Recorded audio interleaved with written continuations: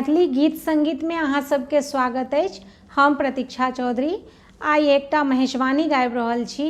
हमर ई गीत सुनब और यदि अहाँ सबके नीक लागे तऽ प्लीज लाइक शेयर और सब्सक्राइब जरूर करब। ना जायब ना जायब ना जायब हे सखी गौरी आंगनमा, ना जायब ना जायब ना जायब हे सखी गौरी आंगनमा।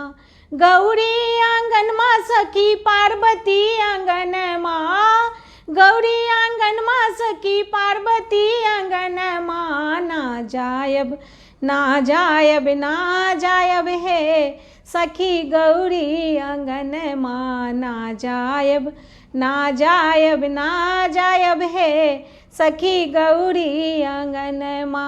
बहिरा साँपक मरबा बनाओल, बहिरा साँपक मरबा बनाओल, तेलिया देल बन्हनमा हे, तेलिया देल बन्हनमा हे सखी गौरी आंगनमा, ना जायब ना जायब ना जायब हे सखी गौरी आंगनमा, ना जायब ना जायब ना जायब हे सखी गौरी आंगनमा।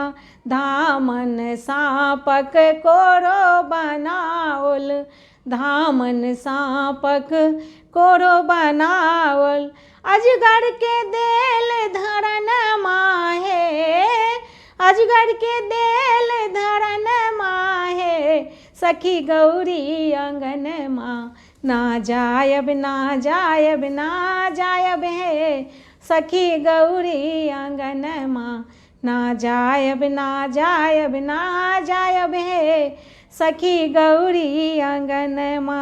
हरहरा के कारा छारा, हरहरा के कारा छारा, करत के लाल कंगनमा हे, करत के लाल कंगनमा हे सखी गौरी आंगनमा, ना जायब ना जायब ना जायब हे सखी गौरी आंगनमा, ना जायब ना जायब ना जायब हे सखी गौरी आंगनमा।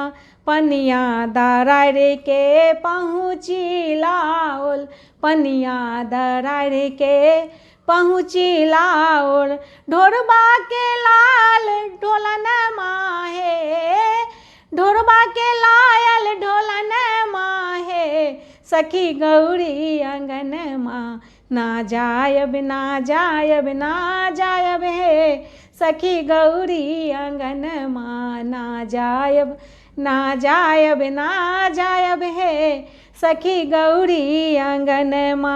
सुगबा साँप के मुनरी लाओल, सुगबा साँप के मुनरी लाओल, नाग के लायल जैसनमा हे, नाग के लायल जैसनमा हे सखी गौरी आंगनमा, ना जायब ना जायब ना जायब हे सखी गौरी आंगनमा, ना जायब ना जायब ना जायब हे सखी गौरी आंगनमा।